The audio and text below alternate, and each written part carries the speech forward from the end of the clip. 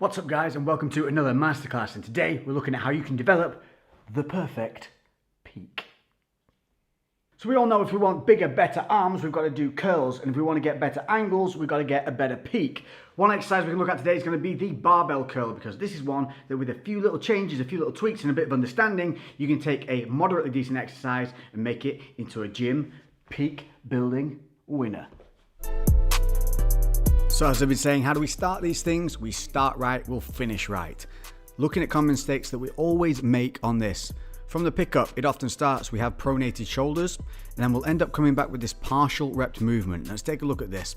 So you can see the elbows are kicking back, body's leaning forward. This leads to a body lean, hip kick, then from here, a pronation of the shoulders because of our body position. So this is activating traps because of the partial rep. So because we're not coming all the way back, the biceps not extending, traps are activating, and we end up with a movement that looks like this, which is probably only activating maybe 35%. What else we'll see is the lean back, a lean back. This is a common one with also an uncontrolled negative. So we've got counter body lean here, and this takes away the load from the bicep. We're arching at the lower back, and look at the bar position. From this point here, you can see that the load is now carried by the body and no longer the bicep. That's why the body's trying to lean back. It's trying to take that load away from isolating the muscle, which is the body's job. Its mechanism is not to keep things isolated.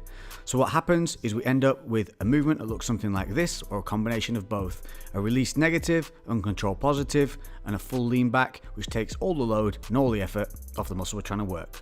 So how do we fix it? We set it up right. And again, scapular engagement can solve a lot of these things. So if we take a look here, we tuck the chin. This helps align the back and relaxes the traps.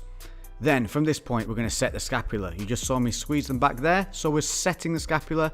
So that allows for a full arm extension and creates full bicep activation. Look at the start point where the bar is. Those elbows are going to stay fixed. And to help this, squeeze the glutes a little bit. That'll help stop your hips from being able to kick backwards. The hips can't kick backwards. That's going to force you to keep your elbows in place and control that negative, which is where most of the move breaks down. So in real time, you can miss a lot of these movements. Set the scapula, tuck the chin. Tuck the chin, set the scapula. You can see how everything engages.